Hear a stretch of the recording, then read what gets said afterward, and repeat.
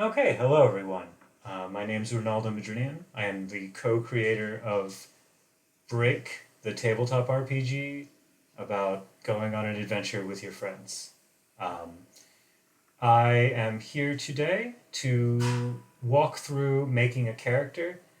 This is usually a pretty short process, but it will be a little longer because I'll be talking a lot through it. Um, So anyway, I hope you enjoy what you see, and we're gonna get going. I have a chat here with me, and I will occasionally be answering questions from them. I will do my best to read aloud the questions before answering them, so everybody knows what I'm talking about. Um, so anyway, as you can see here, we have lovely art from the other creator of Break, my partner in crime, Grey Wizard. Um, Fantastic art. Again, I always make this joke, but be fortunate that Gray is drawing Break and not me. 12 people, a new record. Thank you, Gray, for pointing that out. I remember somebody saying that, um, it doesn't seem like much in, internet land, but, if you had 12 people in a room all listening to what you were having to say, it would be a pretty big deal. So I'm pretty happy about that. So anyway, let's go ahead and get started. Oh, whoops, that's not what I'm looking for at all. All right, here we go. So let's go ahead and make this full screen so everyone can see. I'm going to skip through some stuff, so you'll see some tantalizing things here, but we're going to move through that. So anyway, let's see if we can get that to fill the whole screen. Oh, okay. So, as you can see, this is the start of character creation. Um, we have a lot of fun stuff on here. Whoops, there we go. Okay, good, good, good, good. We have a lot of fun stuff on here. Um, I'm a personal favorite of, if I may zoom in here, this isn't actually a self-portrait, but I like to pretend this is a self-portrait of Gray. Right here, as you note, it is a Gray wizard. Um, very small, but this expression on the wizard's face, that's after I've sent another 50-page subsystem that Gray has very wisely asked me to omit from the final book, and we could put in a supplement or something. So anyway, let's see here. We got somebody say something in chat. Gray Wizards in chat. Da-da-da. I hope at least the slimes look like doofy little smiley pencil drawings as an Easter egg. 8-Bit Attorney, I regret to inform you that the slimes in the game are actually pretty creepy. And that's only because I haven't made nice slimes. The slimes I've created, they dissolve you. Gray drew a suitably creepy picture. Maybe we'll get a good look at them later. But I'm sure to put in a friendly slime at some point. Oh, hello, Strongest Stars.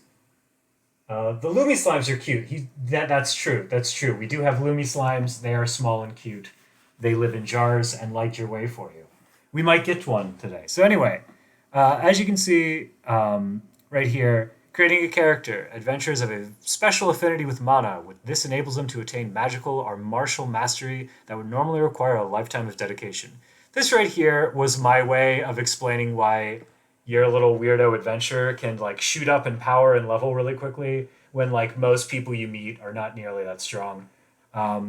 It's just plot armor nonsense, but I thought it's nice to kind of be frank with that up front.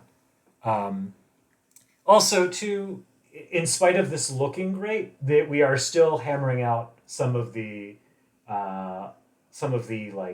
little things like the wording and some run-ons here and there and some stray commas. So if you catch a typo, please don't let me know. I know about it already. Also, hello, Ruby Quill Bear. It's Tiff. Anyway, so something to note here. There are 6 steps to creating a character. They're all here on the side here. Obviously that's important. The stuff you pick for your character is going to decide how you kind of interact with the game and how your character fits in those roles.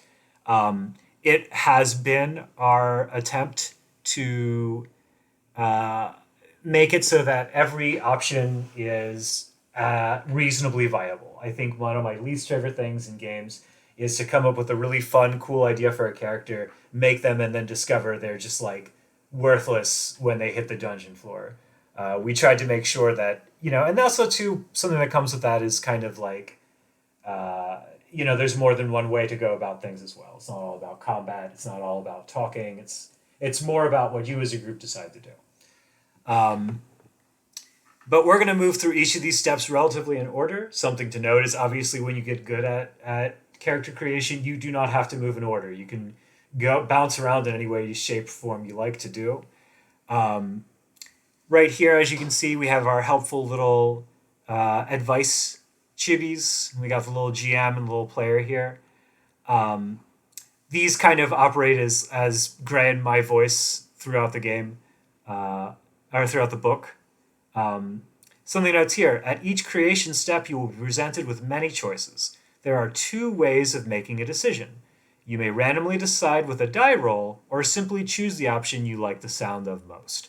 And so something I note here, and I think this is really important, there's no, I like to roll randomly for a character, but I like to then, but there's nothing wrong with picking every option. There's nothing wrong with rolling randomly every option.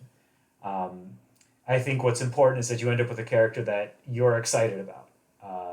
And heck, if you want to roll and see what you get, and if you don't like what you get, you want to pick, then you do that, So this time around, since I am making this to show this off to everybody, I'm going to do everything randomly. But please note that when you actually make a character yourself, you can always roll or choose. So anyway, step 1 is to select our calling. So the calling is a really important part of the, you see here, calling is a really important part of the game. Give me a second here. I have to go find the actual little the quick character creation thingy. Oh no. Oh, great. This PDF, I think we switched around. The factotum ended up being before the... Okay, that's fine. We just got to fix up this PDF. So you got a preview of the factotum before we get to the actual make your character. So step 1, your calling. Callings are really important.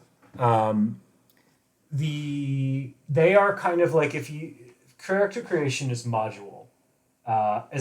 So basically, whenever you're making a character, you're taking a bunch of different things and you're sort of assembling them together at the end. In this case, the calling is like the chassis. It's like the main core of the character. It sort of decides all the basic stuff for you, and then everything else you get from there modifies the information you get from the calling. Yes, Gray, I'm very sorry. I hate to be the bearer of bad news. Fortunately for everyone, this is a quick, nice spruced up copy of the PDF that Gray made for me, so we'd have really good art. Not that the art's already really good, but the nice bright colors and all that stuff. Anyway, so the calling of all the things, the calling is going to be like the most important thing you pick. So let's go ahead here. Gotta set there we go. All right. Your calling decides your aptitudes, which are essentially like your scores that show how good you are in particular areas of mental and physical capabilities. A lot of things depend on your aptitudes. Combat values is how good you are at fighting. This is stuff like your hearts and your attack rating. Your ability, and then here we have your abilities. Calling abilities are going to be the main kind of abilities you have, and they're basically cool stuff your character can do or cool things about them. We'll get more into them as we actually select options and stuff like that. The best way to think about it is pretty much everything that is not expected of a totally average person is going to be an ability of some kind. Character advancement basically shows how as your character goes up in rank, what's that going to look like, and combat gear allowance, which is the stuff you're allowed to use, essentially. Well, you can use everything you want. It's just stuff you're good at using. If you try to, for example, wear heavy armor when you are in a calling that is not proficient in heavy armor, you can still use it. You're just kind of clunky and you have trouble moving around and that kind of stuff. There are set penalties. Hello, Nefel, wowie kabowie indeed. Um, anyway, as I stated before, we're going to go ahead and do random selection here. This chart here, nothing super special about it, but one thing you will notice is that you're a little more likely to get a non-magical calling than you are to get a spell casting or magic using calling. And this isn't, there's no particularly special reason for this. I just thought it was a cool way to show that it was a little more common that someone would be a factotum or a sneak than they would be a sage or, one of the other like kind of more specialized one. And that's just because the factotum and sneak are kind of like regular people who are good at regular people things, just super good at it. So let's go ahead and roll.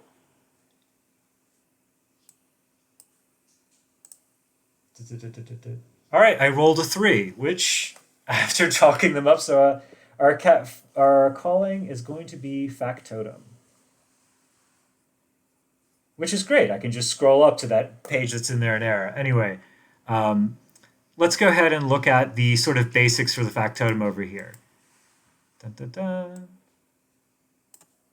You elevate everyday skills to an almost magical level. Your motto, be prepared, focus on the details, and don't be a hero. Basically, the factotum is your kind of everyman character with much better than everyman level of ability at it.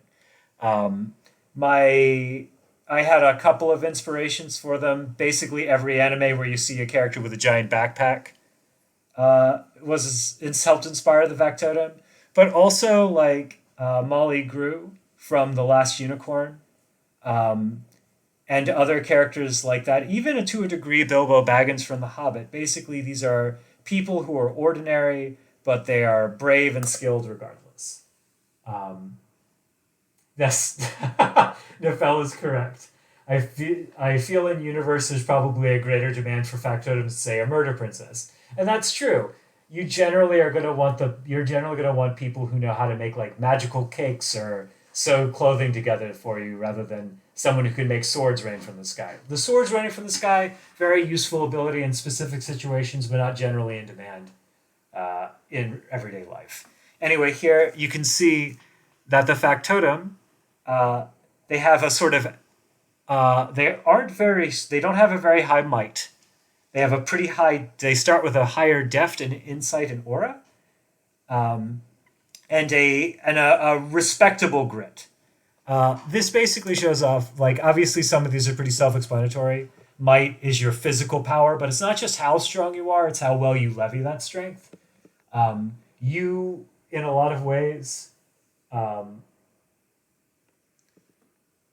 oh, gosh, you're correct. That is a typo, sir. Or Mr. Goodshock. Oh, that's oh, good old Mr. Goodshock. Of course he's here to point out, he's fine. I'm just teasing Paul. But that's correct. We're going to have to fix that. That should be a 4 to 6, not a 3 to 6 on the sneak. We're going with factotum anyway. No, you missed it. You missed it, Gridchock. That I said in the beginning, there's still a couple of floating commas and typos and stuff. I said that way before I started recording, and I said, "You don't worry. I probably already know about it." Look at that. Gray is editing it in real time. This is your Happy Dice team in action. But yes, thank you for pointing that out. I'm just teasing you. Don't worry. Anyway, might is how strong you are and how much you can levy that physical strength. You can have characters who are very strong, for example, but aren't particularly good at utilizing that strength. Deftness is your skill and dexterity and all that nice stuff. That's why factotum has a pretty decent score in that, and that's because factotums are expected to be good with their hands. Grit is your willpower and toughness, basically how well you can weather situations. Insight is a combination of a lot of things. Like, It can be in education. It can be a keen eye. Basically, it's how good you are at noticing and realizing stuff. And your aura is just a sort of general catch-all for how good you are at like sort of presenting yourself, whether it be to convince people or otherwise. And there's a bit of magical properties to aura as well, depending on if you're a certain spellcasting calling. We won't have to worry about that today. Um, no, Samurai Dad, they do not. We're going to get to it. Each calling has different starting abilities that are based around their callings. Um, so if you know two, attack is +0. That is uh, not a great attack, but that's because factotums are not fighters. That's not a bad attack, but uh, most people start with 0 or everyone starts with 0 or 1 in the starting book, and they just start with 0 because they're not great at it yet. They do get a little better at fighting, but obviously not as good at fighting as, say, a champion or a raider or one of the two princess types. Two hearts, which is respectable. Um, Most attacks do one heart of damage, which means a factotum can usually take 2 hits before they really got to start worrying about injury. This is unless you got an enemy who's using a really big weapon, which can do more than one heart damage. Defense is 10. Almost all callings, all the basic callings start with 10 defense. That's just your unarmored. It'll change as we go through. For example, if you're large or small, it changes your defense rating. Obviously, if you get armor, it changes your defense rating. Certain calling abilities change your defense rating. But right now it's 10, and average speed. As you can see here, all of these things have cute little icons next to them because, again, Gray's a wizard at this sort of thing. And down here we have our starting abilities, second to none. The Factotum Pack. And Don't Mind Me. And we're going to go ahead and go... Normally, if we were in a hurry, we could write these all down and skip on to the next step. But because we have some time, I want to go ahead and look at them a little more. As you can see here, we have some of the other callings, the Sage, the Battle Princess, the Murder Princess. These are our fun magic people over here. And we got a fun little bit of art. And we got some adventurers finding, some fun stuff over here. So let's go back up. Normally the factotum would be after this table, but we had a little mishap here. So here's our factotum. You see here, every calling has a neat little picture of like a sort of average member of that calling. I say average, but they're all extraordinary. A sort of like expected member of that calling. The factotum is my favorite of them. I love all my little iconic drawings, the iconic drawings Gray did, but the factotum has a special place in my heart. As you can see here, we have each one also comes with a fun little comic showing them kind of doing their thing. And in here, she's doing a not that great job of making a potion. Thank you, Good Shock. I hope it's charming. As you can see here, we have some nice flavor text. Some are born to be great. Others have greatness thrust upon them. Factotums are ordinary folk caught up in exceptional situations. Their mundane approach to extraordinary problems is more effective than others might expect. Something we added in, and this was really important, the calling overview. Each one has something like this, and it shows a list of kind of typical factotums. Since every calling covers a pretty broad spectrum, a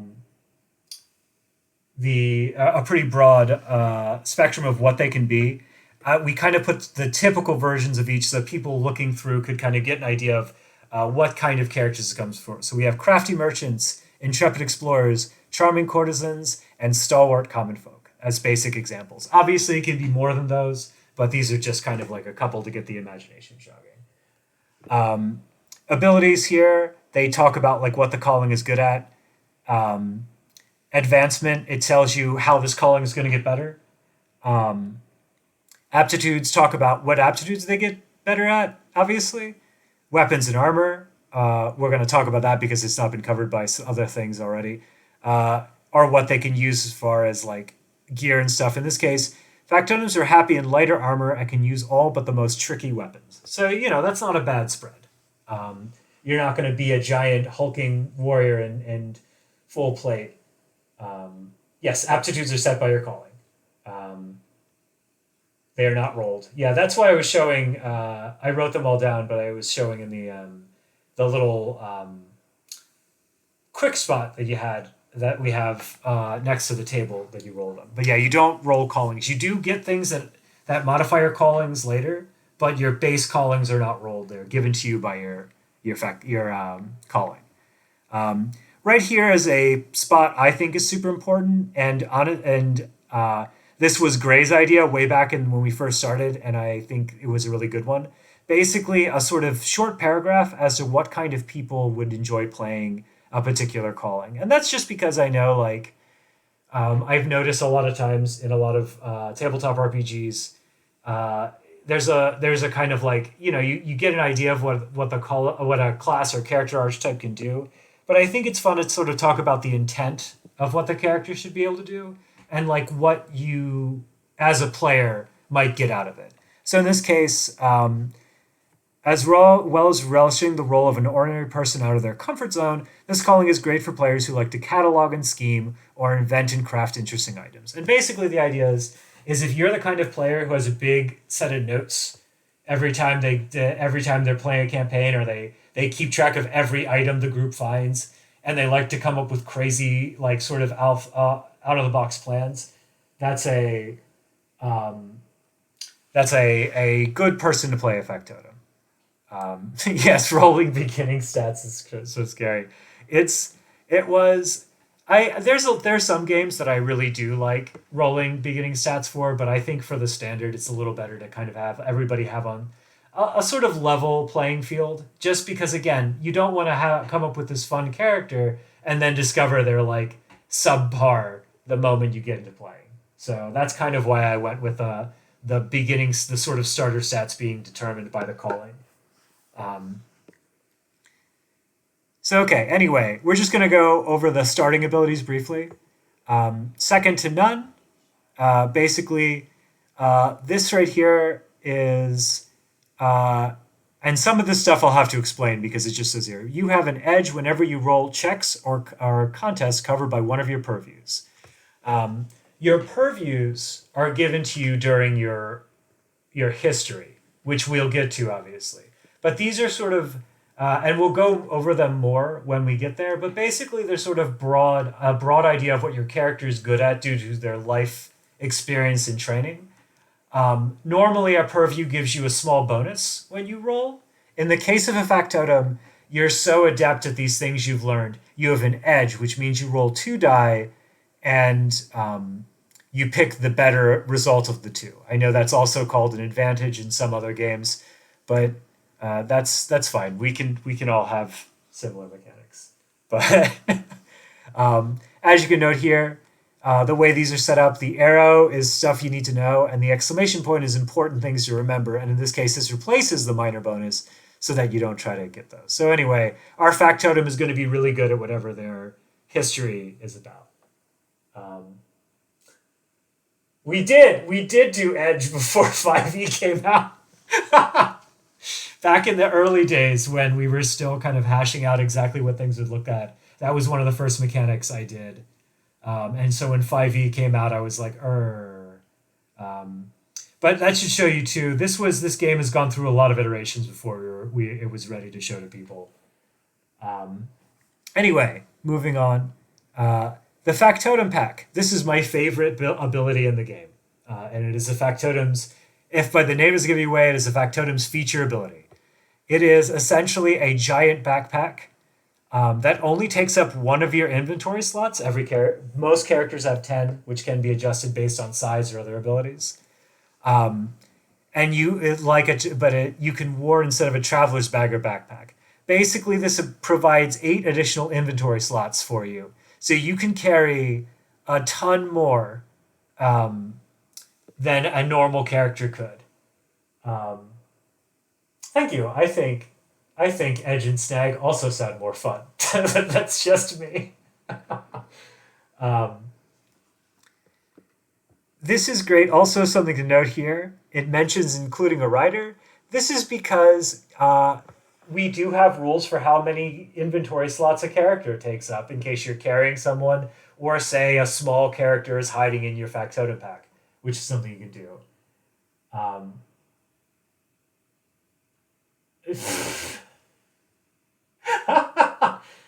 Red Cog is outing me already. Um, is about to be Factotum is about to become every Bethesda game player character or everything. That is another inspiration. Also, a good friend of mine played a character who was so meticulous with their organization of their encumbrance and carried everything. They also kind of inspired this rule because I think it's fun. I love when characters find something and it comes up later in the game, way after the game master has forgotten about it, and like saves the day. It's like one of my favorite experiences. Um, but anyway, good to note here. Our character has some kind of big backpack, and it should note here. Um, this is it's called a pack because even though the backpack is kind of the standard, I like to point out your character can, as long as it makes sense for you, as long as it's something your character wears, it can really be like a big sack. Like it could be a big Santa Claus sack. It could be a sort of cloak with lots and lots of pockets, that kind of stuff. So, uh, Break is all about options. The final factotum ability is called Don't Mind Me. And Don't Mind Me is sort of establishing you as the sort of like, I mentioned Bilbo Baggins, but as the sort of like difficult to notice everyman sort of person. Basically, opponents will not target you for an attack in any turn where you are not intending to perform an offensive action or doing something that will obviously cause them harm or spoil their plans. So like the example given here, heal like patching up a friend, like setting someone's wound or something like that isn't going to attract an enemy's eye, but like setting up a bomb obviously is going to. And this is kind of there to be like you can sneak around and try to get ready to do your plan. Um, yes, 8-Bit Attorney. I should point out to everybody, I also know 8-Bit Attorney, and he is a famed Kender player from back in the day. But yes, a Kender type does fit very well as a factotum. I would say if you really wanted to, you could take the Chib species and very easily just go ahead. This is a Kender now, and use a factotum, and you're doing great. You're doing great. Um, I guess Sneak also obviously works for Kender, but you're kind of like going back and forth. So anyway, we've got all the stuff down here from our calling, so let's move on to the next part.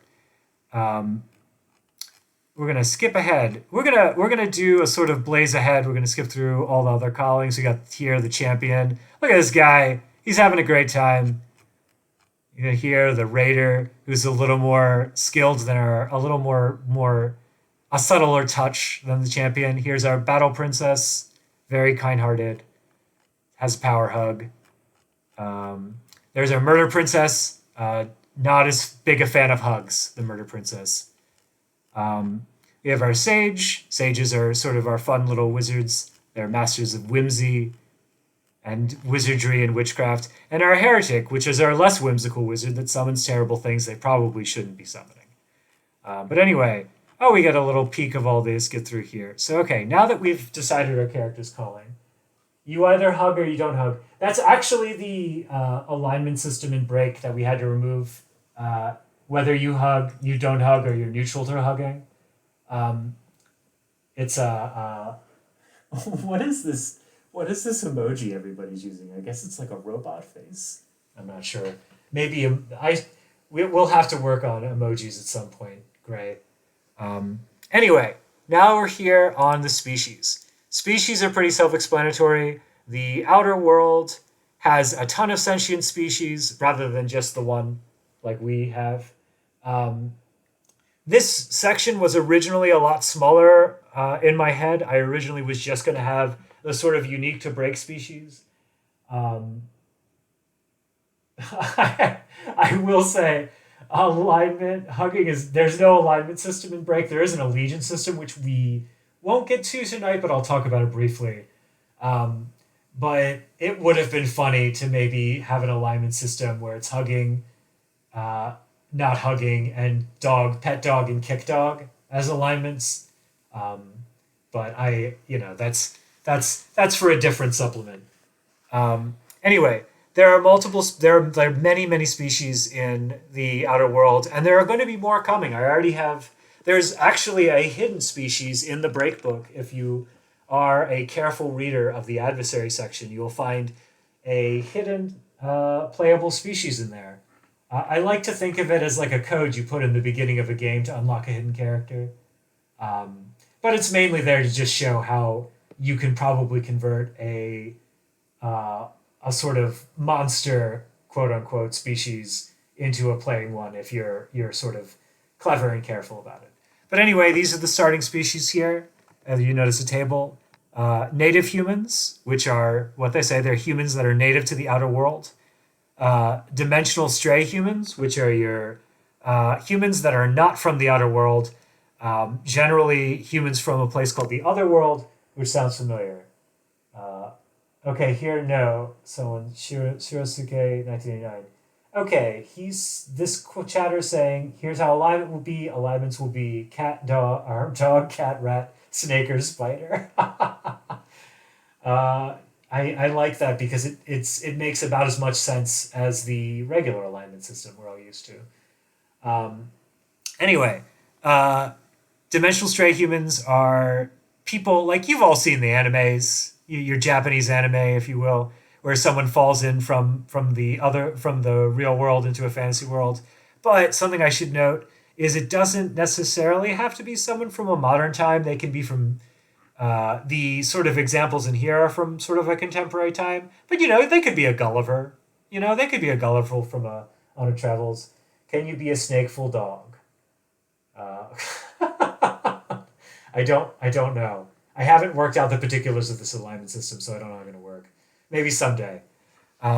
Chibs are the small species of the game.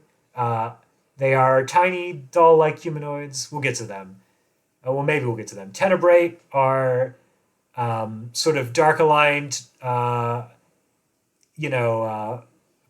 folk. They are kind of, again, the factotum is my favorite calling. The tenebrate is probably my favorite species, and that's because they were the first ones I came up with. And in a way, they're kind of the mascot for Break in a lot of ways. In fact, our mascot is a tenebrate. But that's just how it is. Rhine Echo are cat people because they are mandatory. Also, the name is a joke on Thundercats because that was one of my favorite cartoons as a kid, which probably surprises no one. The Prometheans are real big guys. We'll see them. They got a lot of fun going on there. The Groon are also real big, but they are like the Promethean are big in the sort of giant sense, and the Groon are big in the sort of Jim Henson, big friendly Jim Henson monster sense of the word. Thank you. I think the Tenebrae are very cool looking too. Goblins are very popular right now in the internet, like Metaspace, and there's a good reason for that. Everybody loves goblins. Our goblins kind of lean more towards the sort of squeaky gremlin types. Dwarf and elf, I think we all know what they are. They were originally they were sort of begrudgingly put into the game by me because I know those two species mean a lot to people, especially longtime players of tabletop RPGs. But they sort of grew on me in here, and I think we did a lot of fun things with them to keep them familiar to people, but also sort of our own unique spin on them. And down here, finally, the biomechanoid, which is the robots. They're just one kind of robot. There are many, but the biomechanoid is the first playable one. But anyway, we should go ahead and roll and see what our character is going to be. Oh, well, that worked out really well. They are a tenebrae. So let's write that down. We're going to go skip ahead to the tenebrae. Yay! I'm happy. Choose strongest stars. Yes, I just the fellas over here also calling me out with the our elves are different TV tropes page, which in fairness I look forward to break being added to there. Um, what if you roll a 5? Uh, God, Gray. It's 4 to 5 is supposed to be human dimensional stray. Poor Gray. Um, Fortunately, it's great. We can do this anyway. Tenebrae here, just like the calling, we have a little shortcut thing for the species here. You thrive in the profound darkness. Some believe your people were human once, but were warped by a sunless existence. Dun dun dun, a mystery. Um, I will give all of you listeners this. Um, the the break book is filled with a lot of lore that is supposed to be like sort of um, vague and like kind of up for grabs. I know what the Tenebrate's true history in my game is, and like when I run break is, and it's sort of hinted at in some of the other stuff in there. But what their true history is up to you when you're the game master. But anyway, they are a medium-sized species, which is great because it means they don't have to change anything. This also means they have 10 inventory slots. Um, your size alters some of your aptitudes, your defense score, and your inventory, and like kind of what you can use depending on your size. Um, in this case, medium is the standard, so it works for everybody. Their innate abilities, Nightborn. I should note here too, if there's a little exclamation point here, that means there's something special you have to note. We'll go to the main page for Tenebrate and we'll look at what Nightborn is. And also Shadow Sight. Again, if we were in a hurry, we could just write all these things down. But since we have time, I'm going to go look at them in detail. Yes, Prometheans have a very lizardy story.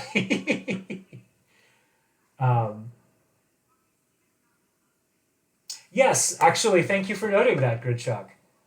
Dimensional strays are more common than dwarves, elves, and goblins, and that's because dwarves, elves, and goblins are kind of something I'll note here. There's a quirk table you need to note, and for the Tenebrate, it says Inheritors of the New Aeon. And when we get to the quirk section, it'll be important to note that's the table we roll on. If you note,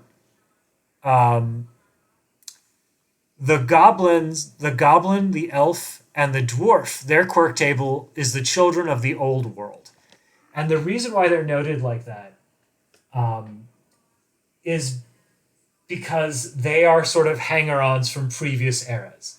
There's less of them than there was in the past for various reasons for each species, and so the reason why even the dimensional stray is more common is because again they are kind of rare because they're vanishing for a variety of reasons. Also, yes, the big difference, one of the big difference we have for the elves is that they're very pointy, but like I just think it's fun when elves look very weird, and so ours are extremely long and pointy. Yes, the biomechanoids do get their own quirk table. It was originally referred to as the robotic quirk table when we had another robotic species here that could end up with those quirks. But due to the flow of the book, we moved that second robotic species to like a supplement. So as a result, they became the biomechanoid quirk table for the sake of clarity. Also, yes, I agree. I agree, Samurai Dad 7. Elves should look weird and be weird in behavior, and break elves are usually pretty weird. But anyway, let's get down here. So as you can see, the species all have a kind of little illustration of like what they look like, and like sort of a expands on upon each of them. So we get some fun stuff here. Hey, wait a minute. Who's that guy? That guy, what a dork. I'm gonna move past him though. But here are the Tenebrate. Something to note here is the we have like everyone has a sort of baby. It shows like what they look as children, what they look like when they're very old, and then we kind of have like our sort of basic one in the middle here, but at the bottom we have this how different they can, and almost every and sort of the skin tones and hair colors you might see in a particular species. Yes, we're actually getting to that. Also, Shirosuke, they're tieflings. I swear. All right. I guess to a degree they can be compared to tieflings. I think it's a little different. In my head, they were very inspired by the mutants in the movie Wizards. Yes, and Gray is correct. What we're getting to. But something else before we get to what the dark gift is. If you note, the Tenebrae also there's like horns, fangs, all sorts of and this one has glowing red eyes. That's all from their dark gift, which we'll get to. This species overview is a lot like the calling, where it kind of gives a sort of flavor lowdown about each species. In this case, it talks about their physiology. Tenebrae are slightly shorter than humans, and they're usually a little small, have a more of a waifish frame. They have obviously have a lot of other things that distinguish them from people. Their demeanor, this is a sort of, again, demeanor is a sort of general idea, and this is just kind of how they end up hanging around other members of their species. Obviously, your character is going to be unique and probably different from the standard demeanor here, but this was kind of here to give people an idea. In the case of Tenebrae, they're often very forthright and naive, and very serious, and that's kind of me joking about they're just a little edgelordy. So I like the idea of them being very kind of serious as a result of that. Over here we have this is the sort of more rules lowdown. Medium species, we already discussed this. Nightborn. You are marked by darkness from birth. Dun, dun, dun. If you recall, I mentioned that the game does have an allegiance system. In this case, you begin with one dark allegiance as a Tenebrae. With this also comes a roll in the dark gifts table, which I'm going to note here. We can do that later. But the dark gifts table is mainly dressing. It's mainly there to show as you gain allegiance points, and accumulating allegiance points has an effect on your character. But you also get little sort of cosmetic changes to your character as a result. And there are light and dark variants of these, and Tenebrates also have always have at least one. You have to, Gridchuck, you have to have edgelord options in your game. Edgelords are an important player group. Edgelords are an important player group. Many of my favorite players in my home group are edgelords.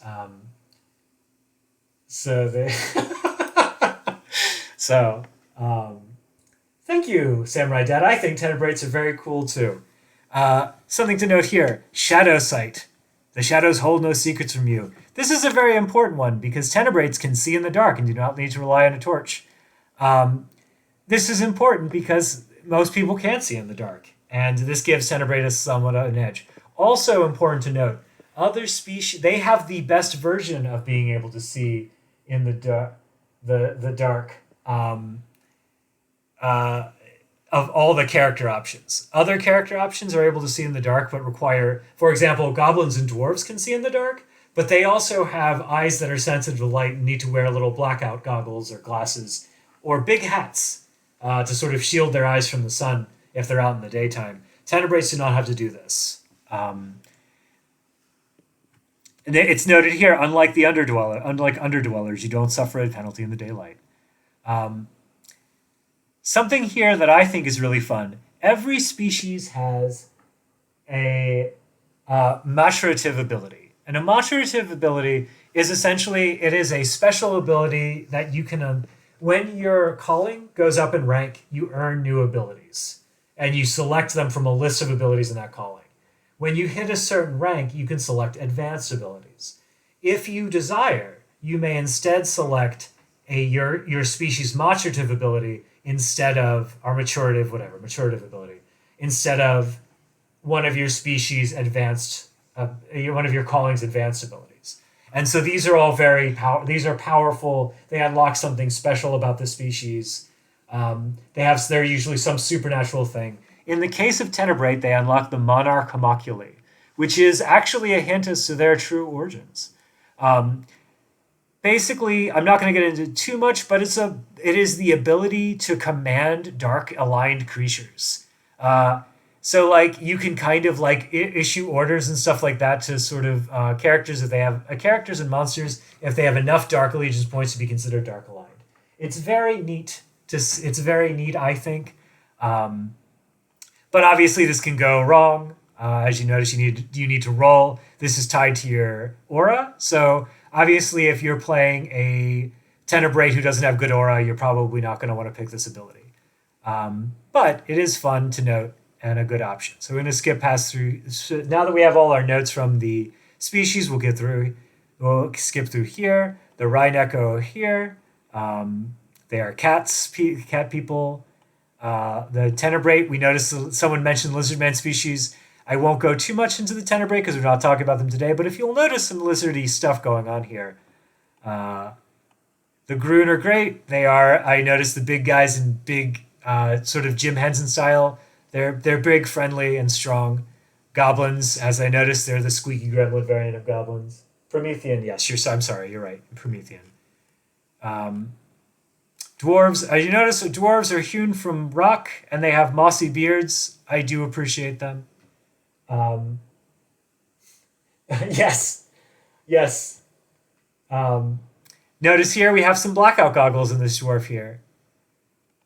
Here are elves. As I noted before, they are extremely pointy. Also, before I forget, I can't believe I forgot to mention that. Something the species have that I think is really fun up here also in the flavor. They have their history, which talks about like what they can kind of be, why they tend to be adventurers. In the case of Tenebrae, if they can't find their purpose, they tend to be adventurers. Each one is different. Something I think is really fun, and this was suggested by Gray, and I again ran with it. Every species has the sort of typical names in the species, and I wanted to include how they come about the names. So in the case of Tenebrae, their first names are usually 2 syllables long and end with a vowel consonant pair, such as us, or n. Family names come from an admirable quality, something lovely, or a combination of the two. And so after that, we always give a bunch of example names. So the example names for Tenebrae are Mariah Dohart. As some more lore, the character on the cover, the Tenebrae Battle Princess on the cover, is Mariah Dohart. Gavril Brav, Aline Charita, Richter Goldshield, and Erowin Joywing. We'll come up with a fun name for our Tenebrae when we're done here. One of my favorites is Groon names. They just, typical names are given with and contain long vowel sounds, so Droop Theek, Napuchul, Graigulak, basically fun sounds. Goblin names come from sensations and sound effects. Dwarf names are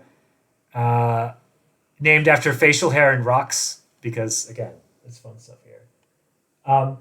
Yes, actually, Samurai Dad, that was my intent. One of the reasons why I like to have the background nudges is not to sort of. My hope is the background nudges like that are not there, don't trap people into choices, but so much kind of give them an idea of what they could go with. It's there to try to prevent choice paralysis.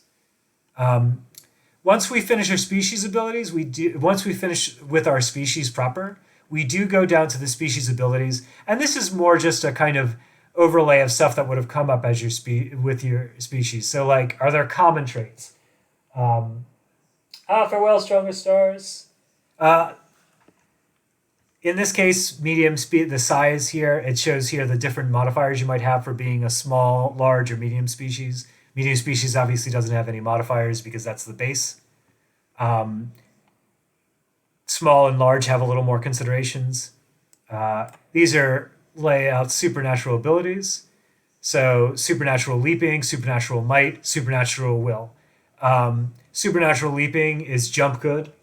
Certain most no none of them have starting abilities that do this, but some have abilities, quirks, and some species have maturative abilities that give you supernatural leaping. Supernatural might is again great strength, much greater than normal. Supernatural will is obviously will that's greater than normal. It makes you harder to control that kind of stuff. Um, oh, good. Hello, Lovey Lou. Um, Thank you. Yes, the GM tidbit here. This is, I should point out, the little GM guy here. Usually he's giving tips for GM's reading, and the player bubble is for players reading. And in this case, it's like important as a GM to remember that size is important. So like if small folk can see under the table, are like be squeeze places that others can't, and taller folk might see what's at the top easily.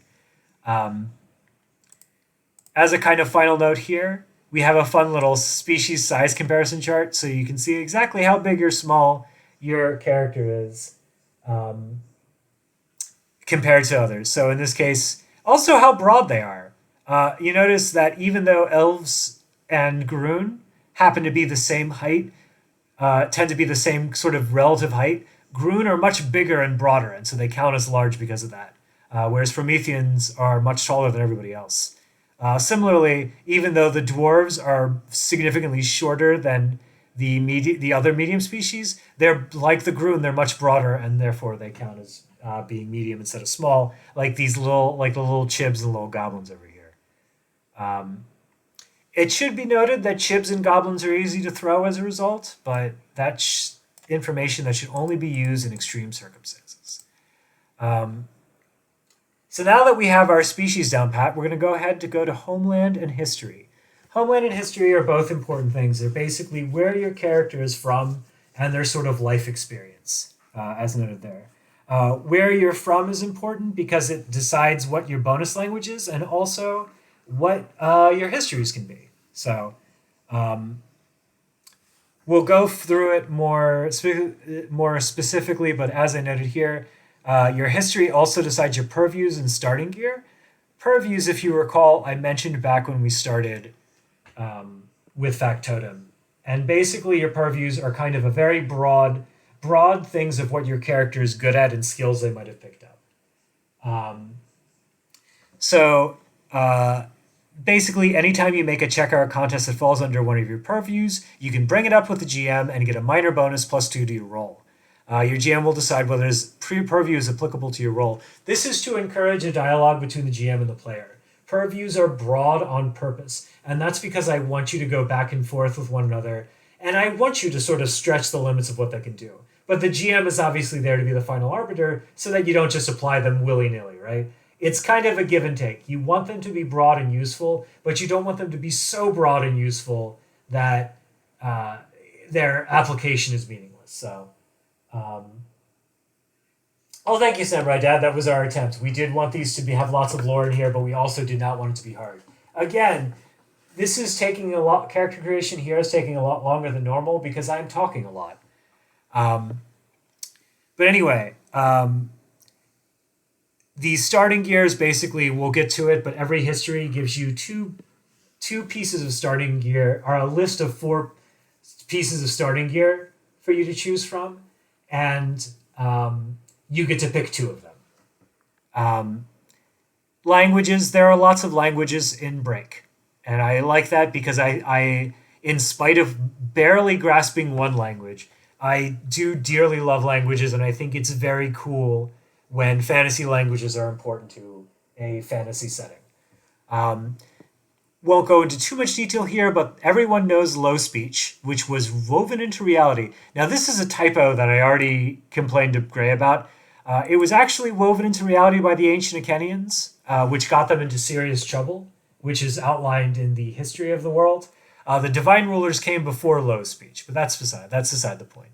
But the important thing about low speech is woven into reality, and it forces itself into the mind of any outer world inhabitants. This includes dimensional Strazotrop in here. It's basically common in most other games, but it's an explanation as to why everyone knows this language.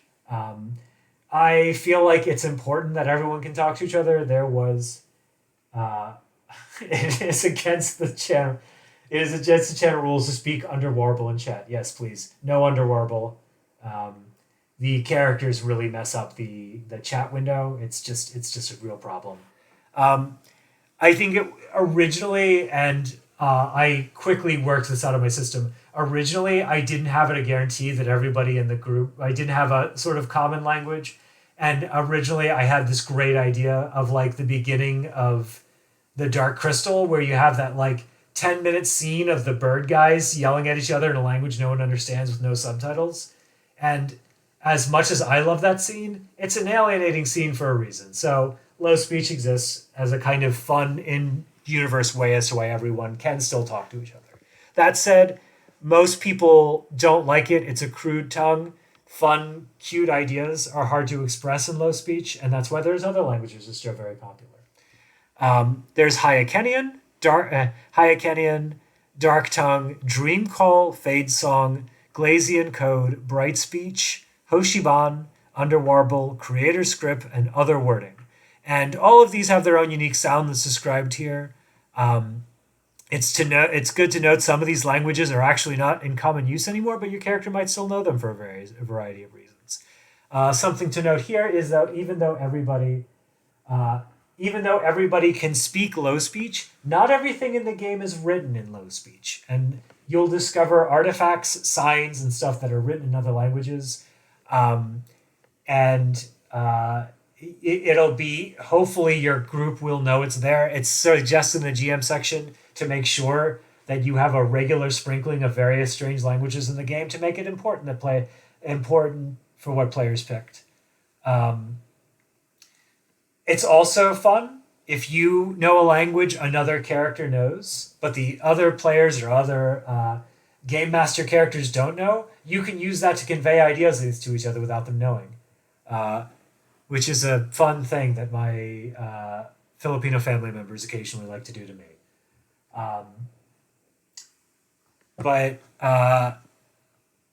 So from here, as you know, like before, there is a sort of range next to each of these results, and that's again so we can randomly roll it. Once more, you could choose a roll, but we're going to roll it to see where we're from. And I have rolled an 11, which is the Blazing Garden. Oh, wow, Tenebrate from the Blazing Garden is actually pretty rare because, as you notice, they're akin to the darkness. So this one either migrated, or their parents did, or something along those lines. But the Blazing Garden is a hot, lush place filled with glittering cities, grand ruins, and titanic beasts. Something that's noted in other parts of the book. The sun machine is broken, so it stays in one place. So there's a part of the world that's always dark, there's a part of the world that's always bright, and there's a part of the world in the middle there where it's like kind of dusk all the time, dusk or dawn, depending on where you go there, and then midday, kind of, I suppose. Anyway, there's also an underground world in which where the sun is relative to them is kind of irrelevant. But anyway, we're from the Blazing Garden, which is the place that's always bright. The sun is always up there. I may now pick my bonus language between Bright Speech, Hoshiban, and Fade Song. I'm going to say that our Tenebrate knows Fade Song, because Fade Song is a melodious tongue, and it's kind of like it's something that people in the Twilight Meridian like. If you notice here, it's also one they can pick.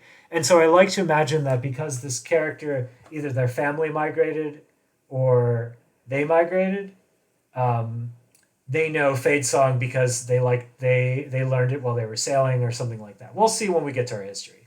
But so we're picking Fade Song as our language. The crepuscular land.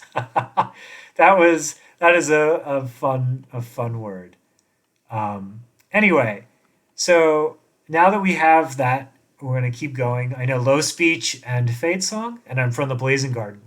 As you can see here, the history tables, or the history has a table, and we have fun little illustrations next to all the histories to kind of see like what kind of character we are.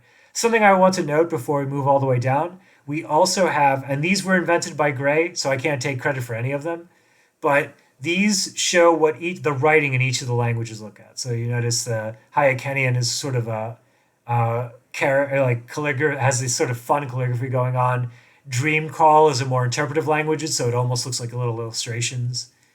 Um, Fade Song, as noted, is very melodious and flowing, so it actually looks like breezes. Uh, Dark Tongue is sort of ancient and secretive. Glazian Code is just that, a very practical language and very code-like, so they look like QR codes. Um, that's true. They could roll a D3 if they want a random result. Okay, so here we are, the Blazing Garden histories. You note here, this little symbol here, as once you get to the setting section, is actually a sort of how the world is shown map-wise, and that's because it's a polyhedral world, so it has 20 sides and all that stuff. Anyway, the illuminated part is the sort of main area your character is from. So this is the Blazing Garden right here. As we have the history table here. Again, shows her role. Histories are segmented in threes. So we have outcasts, commoners, and the elite. This is really mechanically not important except for basically your starting gear and like your sort of the kind of histories you'll have are going to be different here. These are all equal in terms of how good of adventurers they make.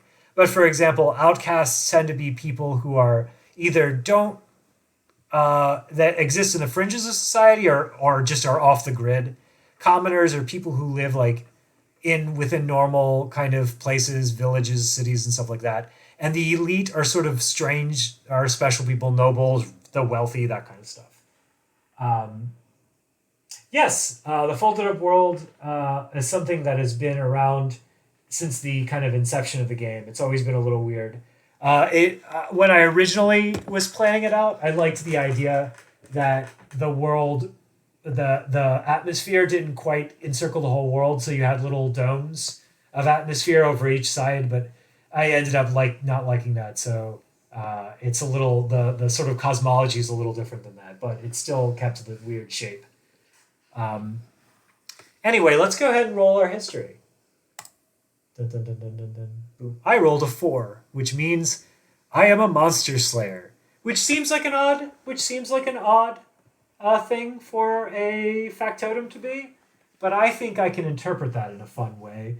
As a factotum, I'm probably interested in dissecting monsters and stuff like that, and maybe collecting fun things, and maybe I was the guy following the more hardy monster slayers around, or a guy or girl, or they or them, following the monster slayers around and sort of either carrying their cool stuff for them or collecting stuff when they were done. Oh, here we go. Yes, 8-Bit Attorney just printed D20 to somehow use to the campaign travel plotting. Someone made me a fun map with a polyhedral that I'll have to show off sometime. Yes, Shiosuke, I wanted to point out, Shiosuke asked, I have a question. Do you ride horses in the setting or giant birds? Which is a reference to a particularly popular Japanese fantasy series. And I should note, there are actually lots of things you can ride. None of them are horses. One of them are giant birds. So once we get to the gear section, we'll look at it. This is very funny that I kind of decided I wanted the mounts to be weird, so I didn't have any horses in the game. I made them all weird stuff. But it is very funny because my wife is a horse girl and took care of them, and I even met her. When I met her, she was riding and all that stuff still. So I feel a little bad for not including horses in the game, but c'est la vie. Here we go. Here, Nifel, are unicorns in Brick? Nifel asks. So I will say there are Kirin, but there are not unicorns. But I feel like Kirin are close enough. There are certain people that could take the shape of a unicorn. There's certain immortals that could do that that are coming along in later supplements, so that still counts as well. I want to ride a giant snail. You know, after playing enough of Killer Queen, I feel like a giant snail should be in there. But there are snail people, so that'll show up. So that might be, maybe they have giant snails. Introduce a pony race. You know what? Fun. First fun book. Uh, exciting need. What does this mean? Yes, that's true. That's why I was saying there are mortals that can turn into unicorns, just all because of Lady Almathia. Um, Ape Attorney. Okay, so what does this mean? Centaurs are like. I haven't written any centaurs yet. I'm sure there's like a dragon one or something. We'll get there. Anyhow, as a monster slayer, um, gigantic beast. So actually, you know what? I'm gonna say, as I'm already inventing this character in my head, the reason why they sort of came to the Blazing Garden is because the Blazing Garden, being in the sun, has a lot of big plants and big fruits and that kind of stuff, and as a result, there's a lot of giant creatures there. And I think this character is really into giant monsters, like as a field of study and as a hobby. So and it makes sense because one of the purviews is the lore of the beast. So I'm writing that down. So they know a lot. They probably get super excited when they're talking about monsters. Staying one step ahead of danger is another purview. That's a super useful one. Um, and that's also good to know because this is a character that, even though they know a lot about giant monsters, they're good about knowing the right place to stand. Hange. I hadn't thought about that, but Hange is a character from Attack on Titan. And she is very excited about the titular titans of that show. And finding a weak point. This is actually all very useful things for a factotum to know. Because that means they are good at helping out their party members. So in spite of Monster Slayer seeming off kilter for a factotum, is actually pretty good. And what I'm doing right now is something you can do for pretty much every character, right? Like, obviously, if I didn't like a history I rolled, I could pick one that I liked instead. But I feel like sometimes it's fun to kind of make them work for the kind of character you're going for. And also, my intent for all these different modular character stuff is that as you go through, you sort of make up if you don't already have a character in mind, you sort of make up one as you go along. Okay, Monster Slayer has different starting gear. One of them is a mighty weapon, which is a Slayer axe. As a factotum, I can't really use mighty weapons all that well, so I don't think that's a great pick for me. Medium armor, however, I can wear, and a beast hide. I think that's really fun. That would be fun to wear because in my head, beast hides can be something fearsome, but it also could look like my character could also be wearing like a cute hood, like a cute bear hoodie or something. So that one's up there. There's a beginner's tome, which is the guide to colossal a guide to colossal creatures, Crow's Guide. So a beginner's tome, tomes in Break are obviously they're books, but in mechanically the way they function is they have a unique insight score. So when you're referencing something the tome is about, it will give you access to that insight score instead of your own. And so this means, depending on, and beginners, there's beginner, intermediate, and like lost lore and that kind of stuff. So like the sort of more lofty sounding the tome is, the higher its innate insight score is. So in this case, a beginner's tome is a decent insight score, but not like super exceptional. This would be super useful if my character was not a character who already started with a pretty good insight score. But as a factotum, I'm going to end up with a pretty good one anyway. So I think what I'm going to go with is the medium armor, the beast hide, and the rural goods, which is a sort of catch-all for various kinds of things you can buy. In this case, it's 30 feet of rope. And you know what? I don't know what fantasy adventure games you play, but there isn't one I've seen where 30 feet of rope doesn't become useful at some point. So I'm taking that. Yes, the book has its own stats. And a lot of things work like that. For example, there's armor that you can buy called impressive armor. and those have their own aura ratings you can use instead of your character's aura rating. And that's because they look so cool that they impress people. And that's really good if you're a character who is very plain appearance but wants to seem cooler than they are. And I do have plenty of space for it in the pack. I do.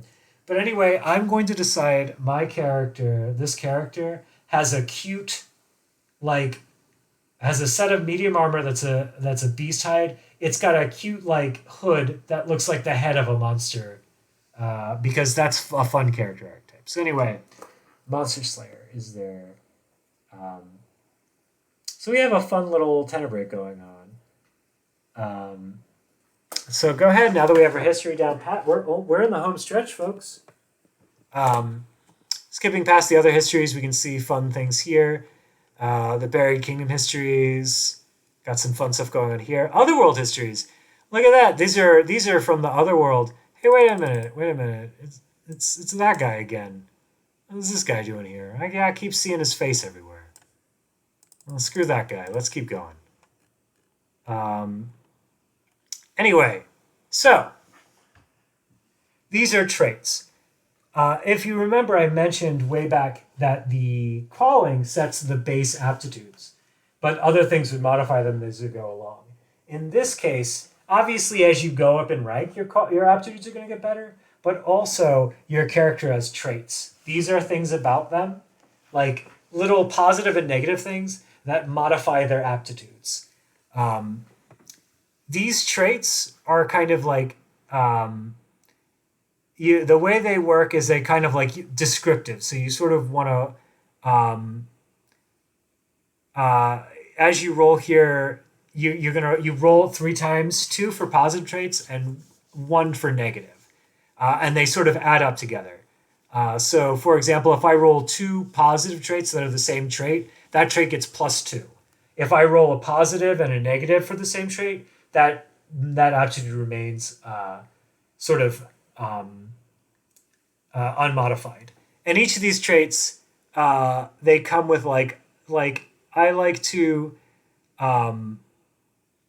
as noted here by the player section here, I like to write out a description as to a descriptor, like add a descriptor to their traits to kind of add more to their character.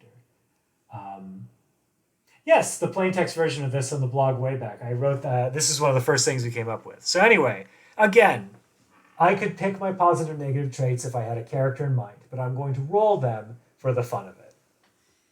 So let's see. My rolls are 11, which is a +1 to grit. A 4, which is a +1 to might. And for my negative, a 14, which is a -1 to insight. Oh, those are not good for my poor factotum. Again, where I sort of not rolling these randomly. But you know what? Actually, you know what? To show off the flexibility of character creation, as you know, I can choose I can choose positive traits. I'm going to go ahead and switch that and give myself a -1 to might and a +1 to insight, since that jives more with where this character is going. So this modifies my might down to 6, so my character is pretty weak. But my grit goes up to 9, and my insight goes up to 10. And I'm going to write down that they are noodly.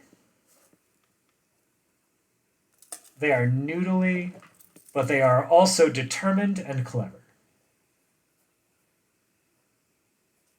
So I have in my head that thus far, this character is very, they're mentally quick, and they're got that sort of like that anime hero, pluck, but probably doesn't do a lot of gains. This character does not lift a lot. Doesn't doing that upper body and lower body workout. Shame, but something's got to go when you're learning all you can about monsters. Okay, so then we're done our traits here. Now we're going to quirks. Quirks are fun. These are just a unique or peculiar aspect of your character, and these are kind of here to just be a weird little thing that just helps set you apart from the rest of your characters of your type. Something to note about quirks is they are a lot like abilities, but unlike abilities, they all have an advantage and disadvantage to them. Excuse me, just need to sip of my water.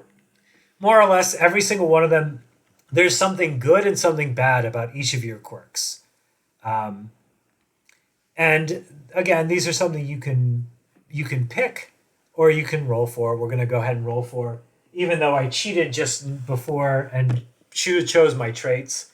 That's not actually cheating because you're allowed to do that. If you recall, I had the inheritor of a new Aeon as my quirk table. It says here too, Grunchib, human, Promethean, Rhine-Echo, or Tenebrate, which I am a Tenebrate, or my character is a Tenebrate, so I roll here. The result will either get me a Spirit, Physiology, or Fate quirk. These are just different clusters of quirks. Spirit is kind of like a personality thing, something about you, about your personality or the way you act. Physiology is something unique about your physiology, like something unique about your body or your character's physique or something like that. Fate is something unique about your backstory or some weird wibbly woobly, like literal fate, like like in the Greek term of things. Um, in this case, I'm going to roll, and I had rolled a 9, so I have a physiology quirk. So let's go ahead and skip ahead to the physiology quirks. As you can see, the spirit quirks are things like jumpy, pedantic, unhinged, clear intent, boring. Right here, stylish. If you notice, we have. I just want to highlight this picture here. We have a Goblin King, a very familiar looking Goblin King right here for the stylish quirk, or going on here. So physiology quirks. These are, again, as noted, things that are about your character that are physically different. So let's go ahead and roll. I rolled a 9, which is an angelic countenance. My character has a guileless smile and a soothing voice project an aura of heavenly innocence. Your saintly air persists even when you harbor ill intent.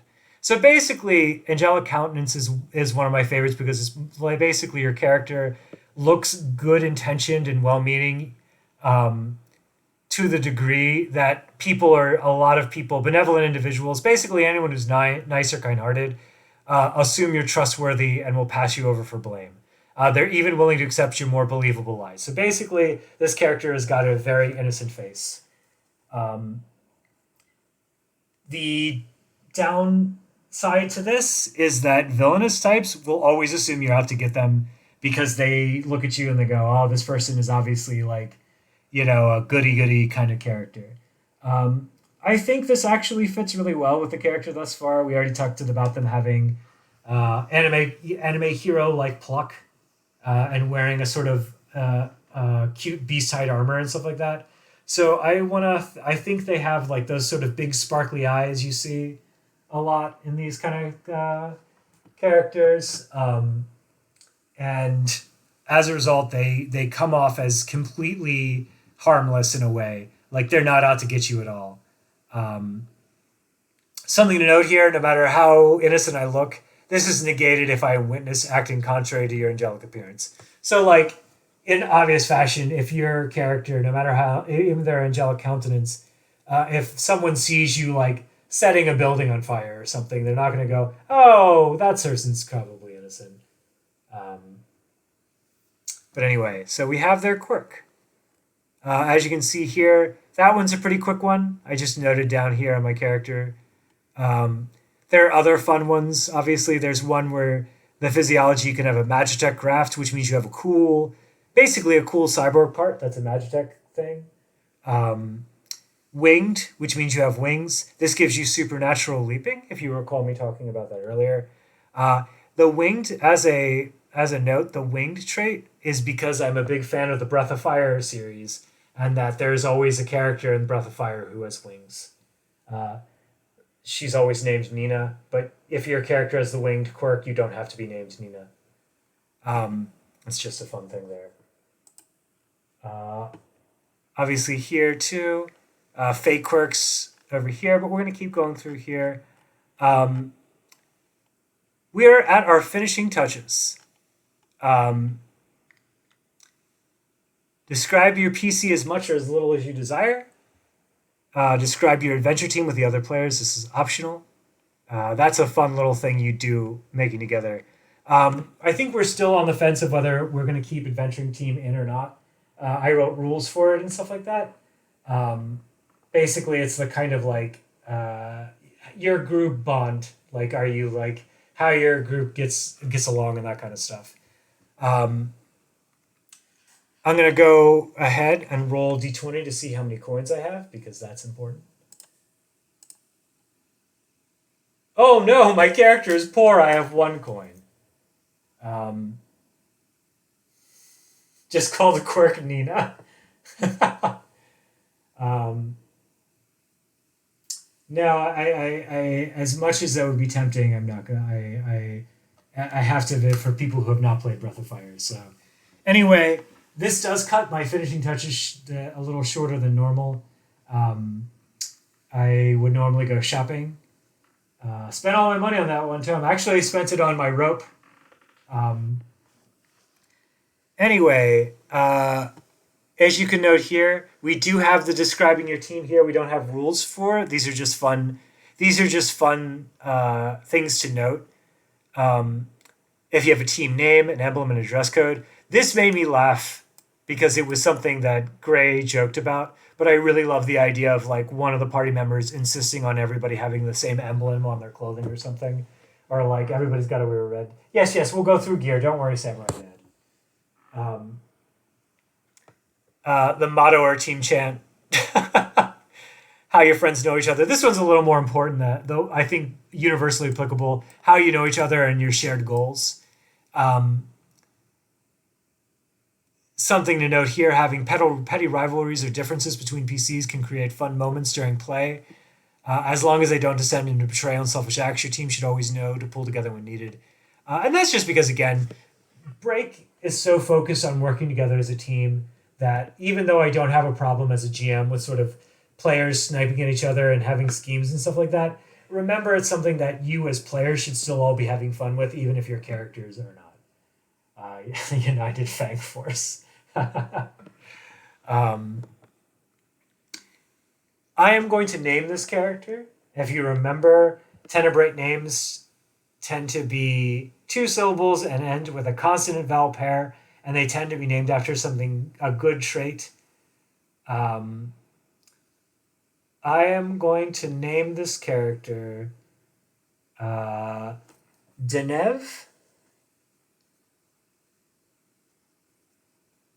Valor. And that's because they're so brave and they want to go see all the cool monsters. And Denev, because I think that's a fun to say name.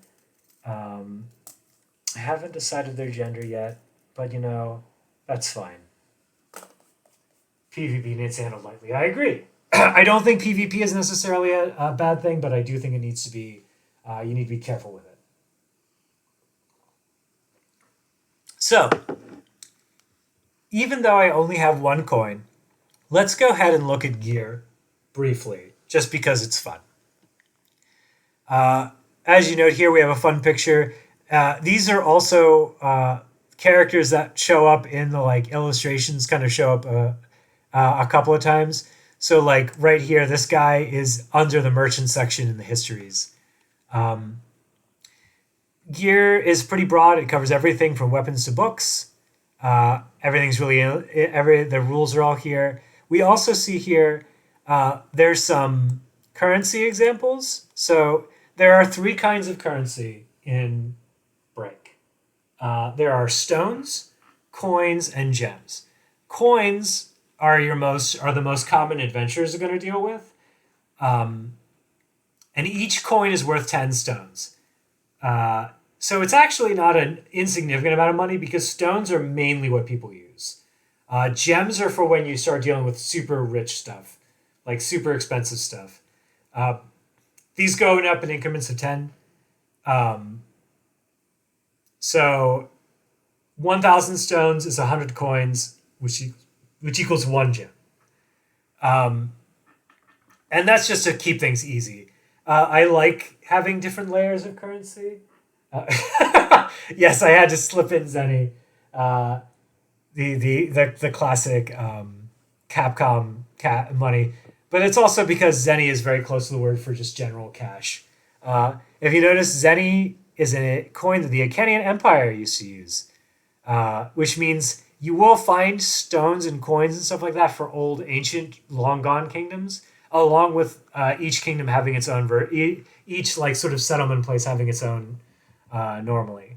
So Galvanis fishing um, villages use shekels, which are basically just shells they find as currency because they're plentiful. It makes sense that they're going to have.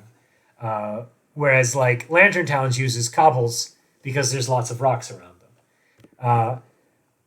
The bright coin from the Soul Alliance is obviously going to be sort of gold and shining for that reason. And obviously, gems are just going to be gems wherever you go. But you got cool stuff like the Shadow Pearl. These are fun pictures, and I just wanted to let them show off for a bit. We have a brief overview of inventory slots. Basically, this is how much you can carry. Medium species have 10, small species have 8, large species have 12. You can get stuff like backpacks and everything to increase how many slots you have. Obviously, I have my Factotum pack, so I have 8. I have eight more slots than normal. It also notes too that items fill up different levels of different amounts of slots, and it gives examples here of how many slots they'll take up.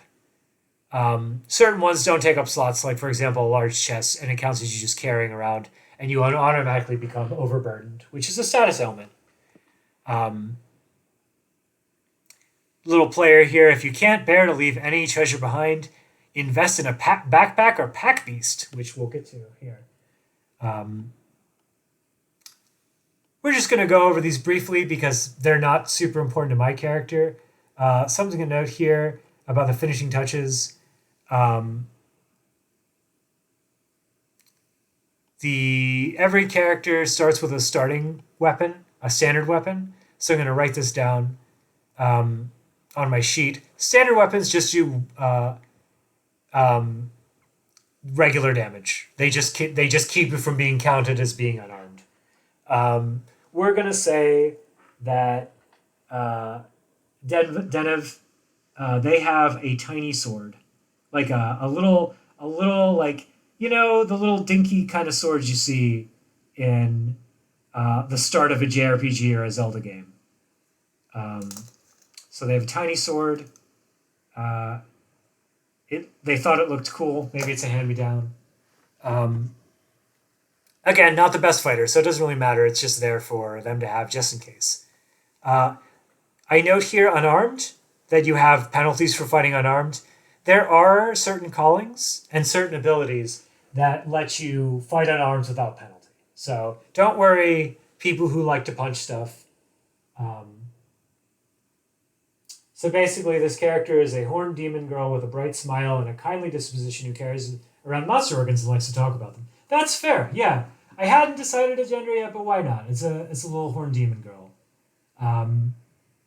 Very excited. This is the kind of character that you're going to want to hang around on your adventures. As here, we have nice, fun little examples of each of the weapon types. Gray knocked these out of the park.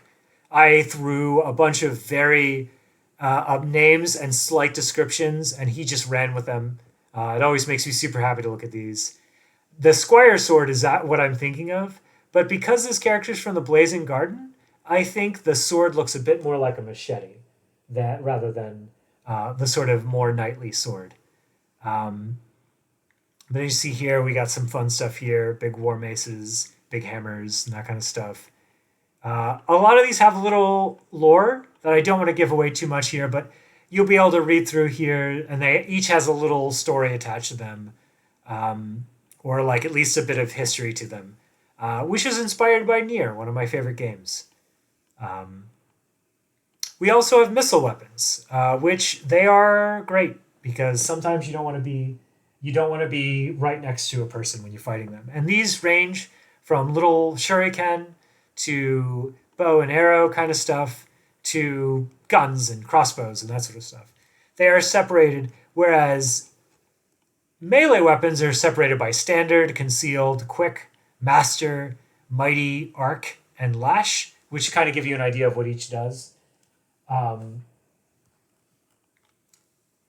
Missile weapons are separated as thrown, drawn, and mechanical small and mechanical large. And these are just obviously drawn are like bows, and mechanical come from like pistol and rifle essentially. These are broad categories that each have their own special rules. Something we'd be looking more over if I were a fighty type character, but I'm not. So you're just going to have to deal with the taste for today. There are also a section here for custom weapon abilities, and these are things you can add onto your weapon to give them cool, fun things. A personal favorite is combination weapons, which are your gun blades and that kind of stuff.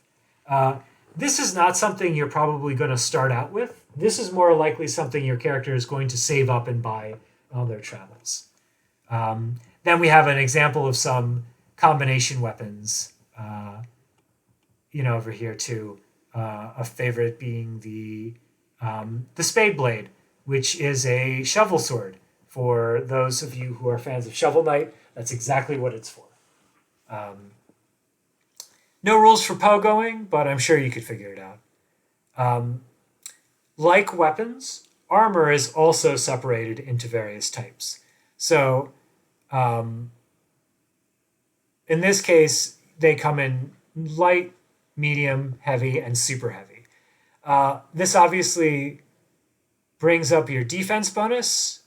If you recall, everyone starts with a defense of 10. And this adds to that score.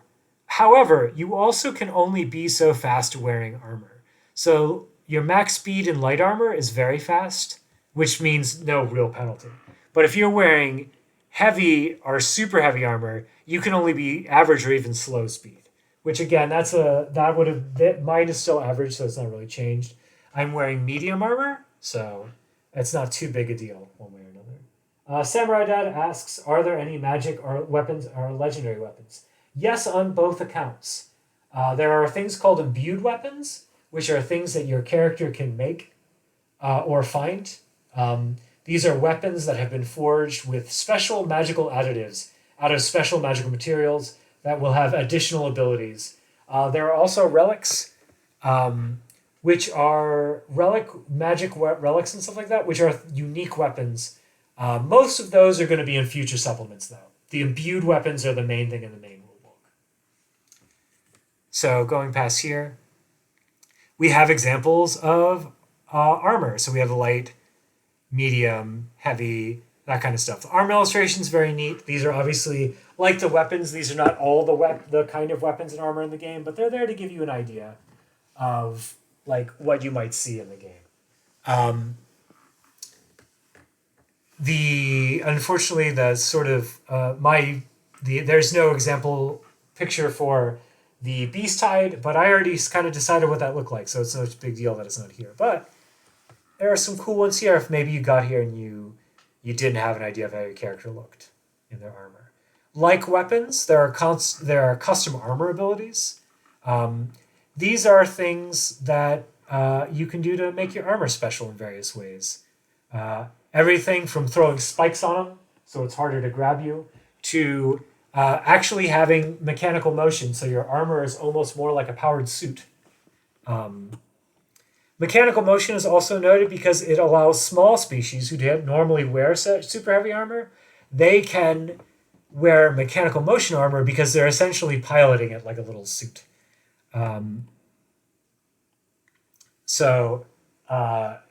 As you hear, we have some cool special armor here. Moving along, we also have shields. Again, something my character does not have, but they could have a shield. They could have if I recall correctly, a smaller standard shields. Shields are very fun, and I always try to remind people to use them. They give your character a slight defense bonus, and also some of them give you a slight defense bonus. But the big thing shields can do is parry, which basically allows you to try to basically deflect a successful attack against you once a round.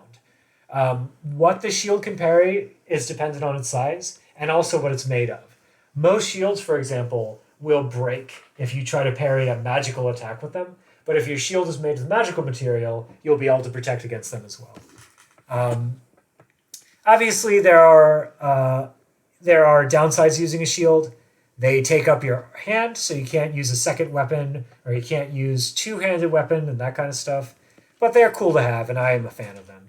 Like all the other ones, we do have some illustrations for shields. Right here is a nice stop sign, which always cracks me up. Um, just like weapons and armor, there are special shield abilities that give them special things. At the moment, there's just two. Mainly one that allows you to set up shield like cover, and one that allows you to attack with shield as well. Um, we also have a section for outfits. These are things your character can wear. They all have special abilities. Usually the special ability tied to an outfit is bonuses to negotiation and certain social situations. But other ones, for example, like an artisan's outfit, allows you to have a space for a specialist kit, which is another kind of gear, or an extreme weather outfit, which is needed if you're traveling someplace that's very hot or very cold. Um, Certain things like wearable accessories, like a backpack, like noted before, or things like the blackout goggles I mentioned that underdweller species need. Um, Wayfinding items are stuff you need when you're journeying through and you're navigating. So they are maps and compasses and stuff like that that allow your characters to travel places without getting lost, because there are rules for going to new places and traveling between points on a map. Um, I want to. Illumination is stuff that brings light, but as noted before, the Lumi slime is cute. They live in little Lumi slime lanterns, and they are popular in the buried kingdoms. Basically, they're a lantern that's always glowing, but you have to feed it every once in a while because, little slime in there. The Lumi slime, if your Lumi slime lantern breaks, um, they will eventually become a goop, which is the scary slimes I mentioned before. It depends a little. Nefel asked if they're happy in there. I think it depends on the Lumi slime. Some are probably really happy to be helpful. Some are probably not super thrilled to be in a jar. For the most part, if you take good care of your Lumi slime, it's probably having a nice time. Maybe you're the kind of person who lets their Lumi slime out every once in a while and lets them go on little walkies, or Uzis, I guess. But that's really up to you and your GM and the rest of your party. That is a fun idea. If they change color based on mood. Uzis? Wait, why do you ask about Uzis? Good shock. Oozes like Uzis like Uzis. Yeah, Nefel's got it. Like instead of walkies, they ooze around. Right? Anyway, I'm gonna keep going. Not like Uzis like the submachine gun. Okay, technically you could have an Uzi in the game, but that would be a relic. That would be an otherworld relic. And they'd work like a mechanical missile weapon. You could fire a lot before having to reload. Or a murder princess. Specialist kits are basically anything.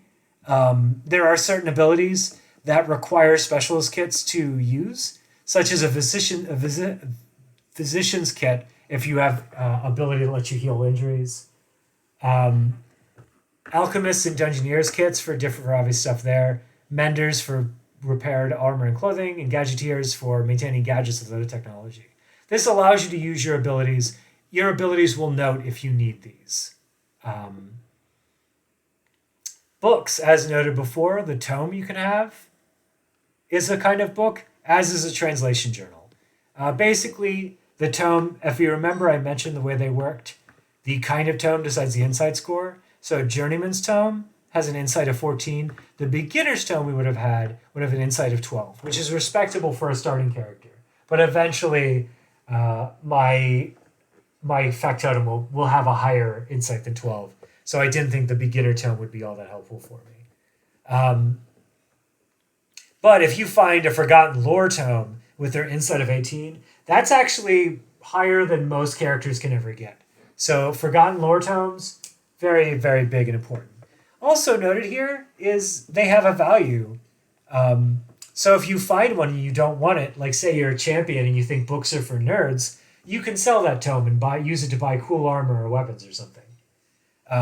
Translation journals allow you to communicate with a featured language with a successful insight check. So this is good if your party doesn't know a language or you personally don't know one, to pick up a translation journal. They are pretty expensive, but that's just because they're pretty extensive books. Consumables are important. Obviously, everyone gets hungry. Journeys require you to have rations, so they're noted. So different kinds of rations are noted here. Treats can be used during negotiation. Ba weep gra na weep niniban, as they say on Cybertron. Basic potions are exactly what they sound like. They give you a heart during combat, but they can also provide you a day's worth of nutrition if you drink them. And booster cakes give you a little bonus on an aptitude for 24 hours, but then you crash and have a penalty on that same aptitude for the next 24 hours. Booster cakes also count as treats and can also be put in used in negotiation like treats can. Here we have a fun little. We have some illustrations here. Something I really love, and I pointed out. Basic potions are soft drink. Potions in break are soft drinks generally. So like cola, those cute little yogurt drinks you can buy. Boba tea. Coffee technically could also be a potion, and that's important for me because I love coffee. But anyway, we shouldn't lag too long here. We also have combustibles and chemicals. Their usefulness should be obvious. We have fuel for oils and fuel for lanterns, solvent, which are like acid for burning through things, grenades and bombs. Obviously they explode when you throw things. Or explode when you throw them. These are useful. I know way too many people who love grenades and bombs for me to have to explain why they could be useful to an adventurer. Something that is also fun to note is if your character has a cooking crafting discipline, or they can make consumables, and if they have an alchemy crafting discipline, they can make grenades or bombs. So these are things that your character might be able to make at some point. And you can even make magical consumables or magical grenades and bombs depending on what you have on hand. There's also here, we have the miscellaneous items, which are, if you remember my rope was a rural good. These are catch-alls. I didn't want to have a big list of having a big list of every conceivable item is a fun idea, but I don't think it's particularly useful for the kind of game Break is. So these are kind of categories for various items you might find, and like how much they would be and how common they might be, basically where you're buying them. Trade goods are a favorite of mine. Basically, these are things that are kind of valuable in the place you buy them, but more valuable if you take them to a new region of the world. So, for example, if you buy star plums in the Wistful Dark, you can buy them for 25 coins, but you can sell them for 75 coins in the Blazing Garden. This is because I think it's a fun idea that you could have merchant characters, and I like the idea that merchants would have a good eye for things that they could sell back and forth. It was a kind of a little wrinkle I wanted to add into the game. Also, you might find trade goods as spoils for an adventure at some point. Shirosuke is asking if you take fire damage to the bomb in your inventory. So I note this as certain abilities and certain fire attacks and stuff like that, note that they might go off. But this is really up to more of the group because I would make it so that if you take a lot of fire damage or you catch on fire and you have a bomb, you'd probably roll to see if something bad happened. But again, that's up to the individual group. It's noted in the rules when it might come up with certain abilities and all, but it's not a hard and fast rule. So moving along here, these are curiosities, artifacts, and gadgets. These are basically things that are unique and interesting. Everything from holy icons and star gems, which are like sort of like relics of special abilities, to things like long grabbers, which is a like those little shark arms you find in like novelty stores. But basically, long grabbers are for short characters if they want to reach the top shelf, or if you're a sneak and you don't want to touch things. Something to note here is very important is the spell engine. Spell engines absorb magical power and can be used to power devices. They're very expensive and very valuable. Otherworld gadgets are things from the other world. And the two examples we have here are the Otherworld sidearm, which is basically a real-world pistol. This is the closest you can get to your Uzi that somebody asked for. But this is also because so many old pulp like stories where some guy ends up in a fantasy world, he'll always have like a pistol he has a couple bullets in, and he'll shoot like an ogre or something, and everyone would be like, wow, you killed that ogre with a pistol or whatever. But anyway, it's not that powerful in Break, but they are pretty cool to have. Also, Otherworld pocket devices, which are like just read here, Game Gal Advances, Peach Pods, and Wildberry tablets, which allow you to basically, in your downtime, you can play a version of a game called a Kenny Adventure, which for some reason has a lot of similarities to the Outer World and can be used as a beginner's tome. These devices also can snap photos, record audio, and make odd sounds or tunes on demand. It's basically more for fun than anything else, but a certain, you might be able to wow some people in the outer world by making your pocket device play a song they've never heard or something like that, or take photos. Companions are they're in the gear section, but it's important to note there are certain companions you can't buy, but you can hire. So they have a price next to them, not because you're purchasing them, but because you're buying their services. I should note. This is very important to note.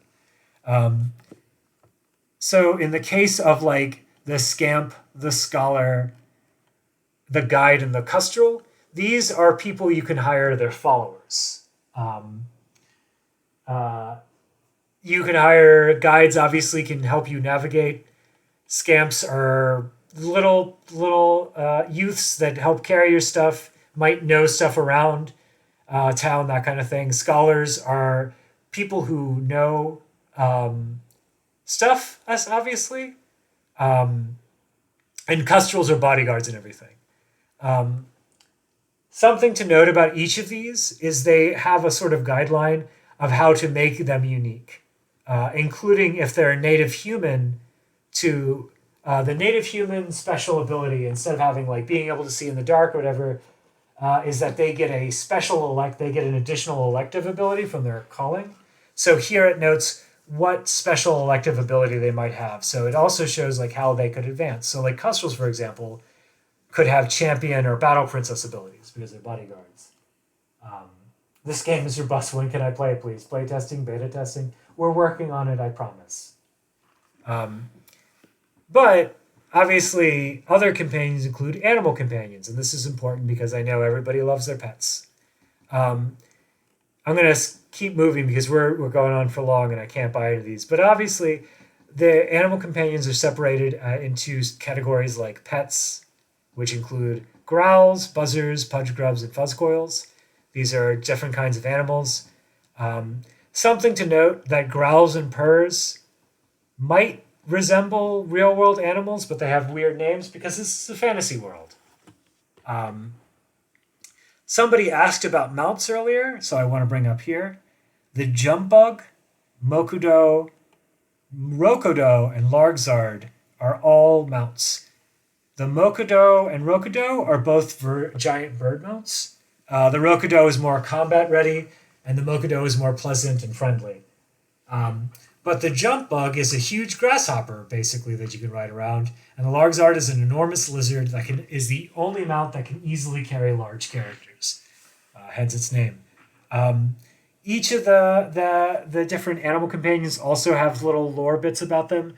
One of my favorites is that um, there are rumors of a flying black Rokudo, in spite of the fact that nobody has seen them. And that is the hint, that is a reference to Final Fantasy, probably surprising no one. Nefella's in here posting TV tropes once again to gently mock me. And in this case, call a rabbit a smee. And yes, a smurp. I'm sorry, call a rabbit a smurp. Pack beasts, these are important because you use them to carry stuff around. Large creatures can also ride pack beasts like mounts if they want to. Pack beasts are everything from the shaggy bumpo to the grubbish. Well, I say everything too. Those are the only two in the main book. There are other ones, but they will be in supplements. As you can see here, just like the species, we have each of the companions lined up so we can kind of get an idea of what they look like and how big they are. The grubbish are very scary, but they're also friendly. Look at him. He's your buddy. He can carry your things for you. Don't be scared of the grubbish. Something to note about the shaggy bumpo is there are different kinds of bumpos that are noted by the kind of hair they have. So there's the Pilios bumpo later on, which has got smooth long hair instead of the shaggy hair we see here. Also in the gear section are vehicles.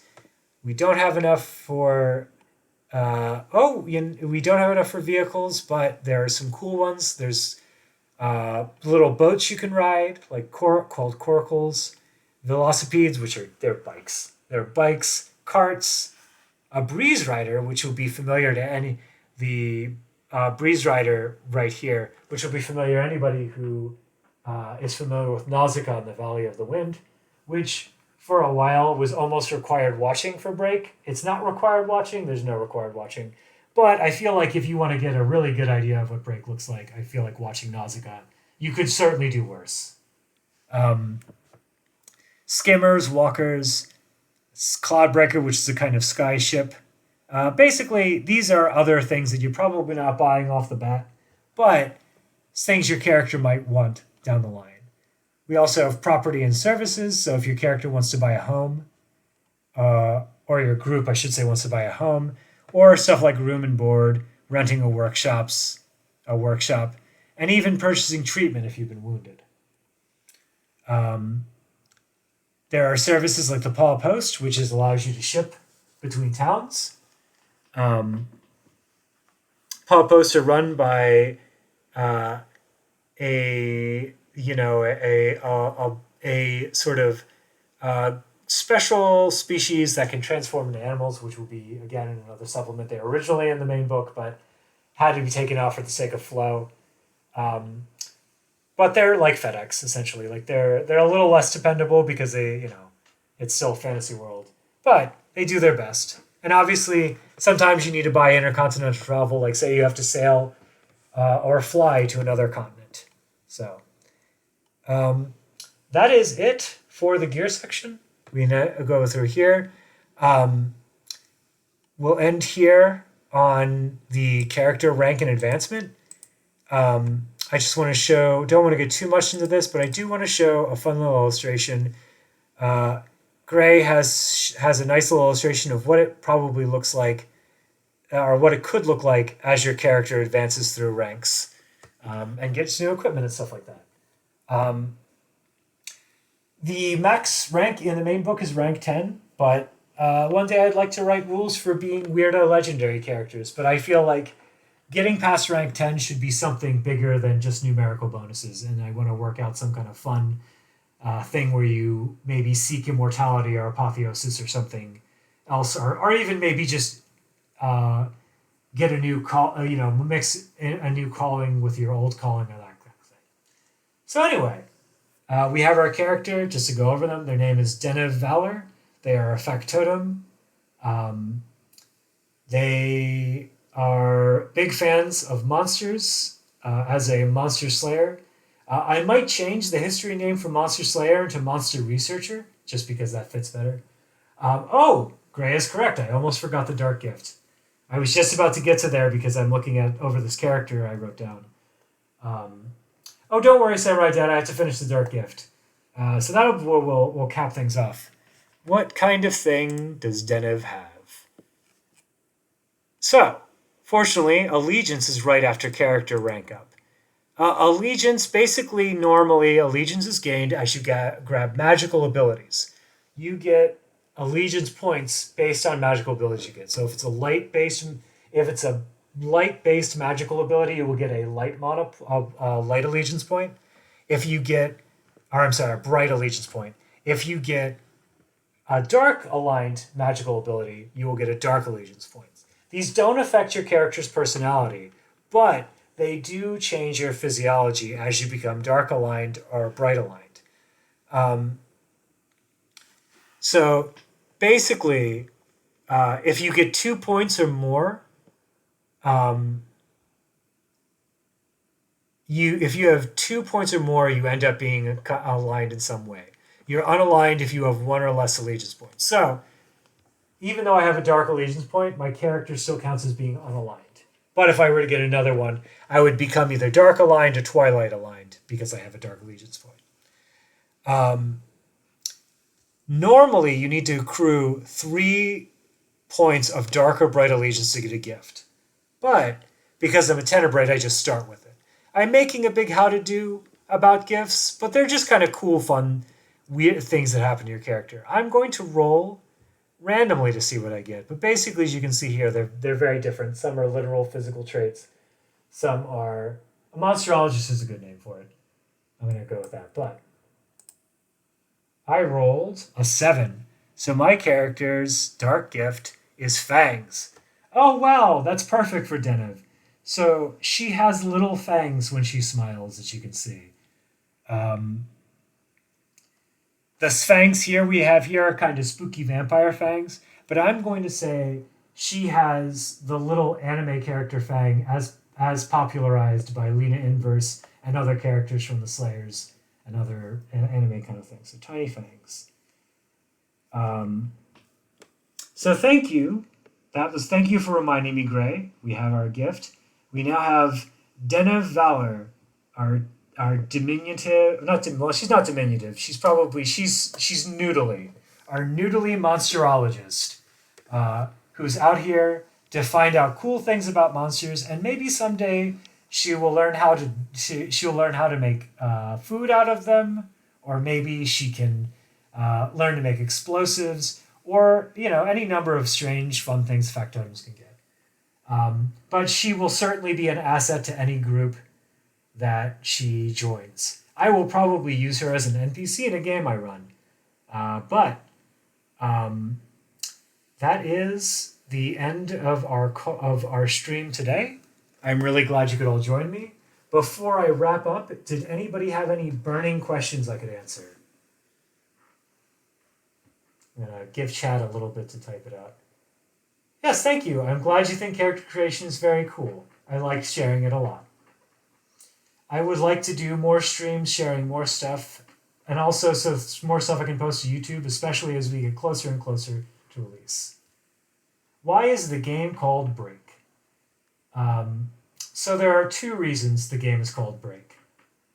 One is because I think having 2 exclamation points and a thing that looks like it's being yelled is fun branding for an RPG. And it kind of gives you an idea of what's going on. The second is thematic. The world in itself, the setting in itself is has experienced a cataclysm and it's kind of recovering. And as a result, there's a lot of breaks. And maybe the world is both a better but also more dangerous place as a result of it all. So kind of wanted to have fun there. And third, the reason why it's called Break is from an old joke my friends and I used to tell about Guilty Gear. where we joked that Guilty Gear works because Guilty Gear, for those who don't know, is a fighting game with a lot of very colorful anime-styled characters. And we used to joke the Guilty Gear works because every character is broken, and therefore the game works because everybody's broken, so no one's actually broken. And so when I called it Break, it's because I wanted to make the characters as unique and fun as the characters in Guilty Gear, and so I drew from that when I first started working on it. So that's the secret lore behind the name.